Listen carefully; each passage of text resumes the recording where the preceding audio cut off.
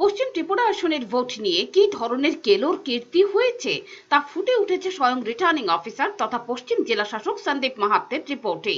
মঙ্গলবার সন্দীপ মাহাত্তে অতিরিক্ত মুখ্য নির্বাচনী আধিকারিক উষা জৈন মগকে পশ্চিম ত্রিপুরা আসনের বিভিন্ন বুথ নিয়ে একটি রিপোর্ট পাঠিয়েছেন।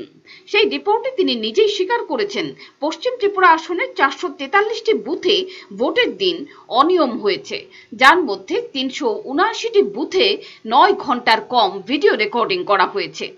ভোট গ্রহণের সময়কাল মোট 10 ঘন্টা, কোথাও কোথাও 10 ঘন্টার বেশিও চলে ভোট গ্রহণ। সকাল 7টা থেকে বিকেল 5টা পর্যন্ত 10 ঘন্টার সময়। রিটার্নিং অফিসার যে রিপোর্ট দিয়েছেন তাতে তিনি বুথ ধরে ধরে বলেছেন কোথায় কোথায় ভিডিও রেকর্ডিং 9 ঘন্টার কম সময়ে হয়েছে।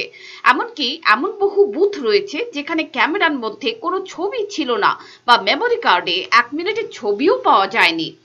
মোহনপুর, বটজলা, সিমনা, টাকারজলা, বাধারঘাট, গোলাঘাটি, ধনপুর এসব বিধানসভার বেশ কিছু বুথে ক্যামেরায় 1 মিনিটের ছবিও ধরা পড়েনি।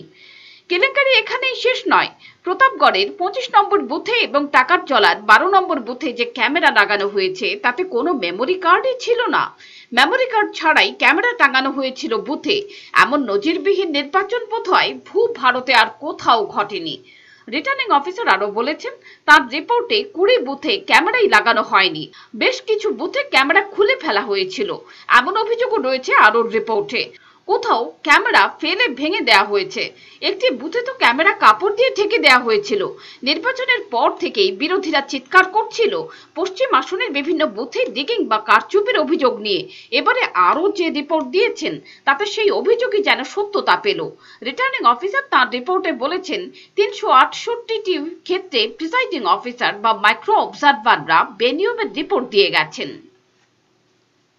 পিওর রিপোর্ট, চ্যানেল দিনরাত।